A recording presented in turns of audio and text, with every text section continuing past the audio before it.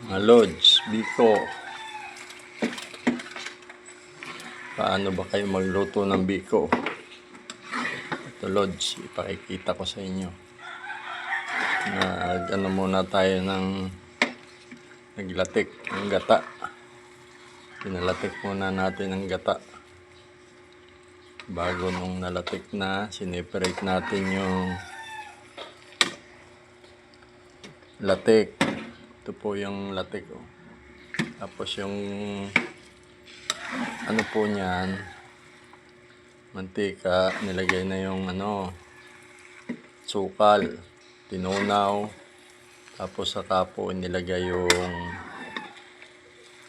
sinaing na malagkit. Yan po ang ating proseso para hindi malambot.